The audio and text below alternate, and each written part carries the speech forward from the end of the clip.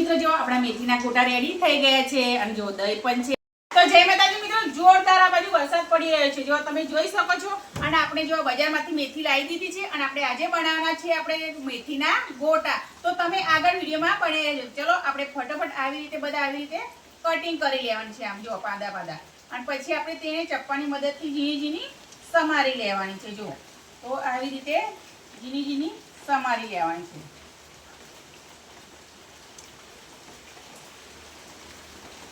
તો મિત્રો આપણે બાજરી 2-3 વખત ચોખ્ખા પાણીથી ધોઈ લેવાની છે અને પછી મિત્રો જો આવી રીતે અંદર નાખી દેવાની છે તપેલીમાં, કે પછી તમે ગમે તે નાખતા હોય એમાં. જો આવી રીતે નાખી દેવાની છે.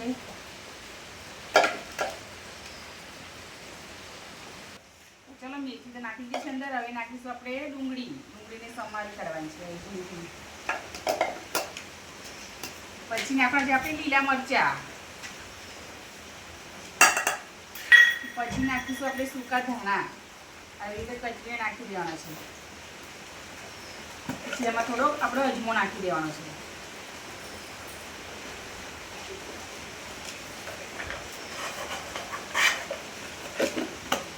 પછી એમાં આપણે થોડો બેકિંગ સોડા નાખી દેવાનો છે. પછી એમાં આપણે સ્વાદ અનુસાર મીઠું નાખી દેવાનું છે. પછી આપણે બેસનનો લોટ લઈ લેવાનો છે. પછી આપણે અંદર એડ કરી દેવાનો છે.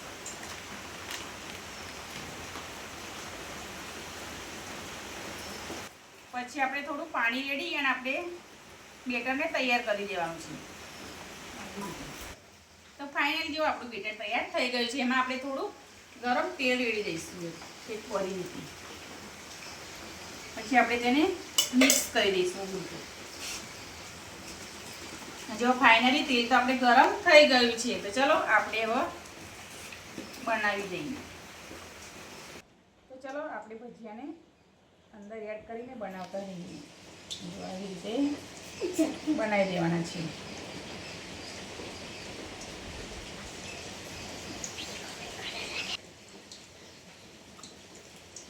તમને નાના પસંદ હોય તો નાના પણ બનાવી શકો છો અને મોટા પણ બનાવી શકો. તો ચલો અમે તો નાના બનાવીએ છીએ. અમારી કઢાઈ નાની છે ને થોડી એટલે.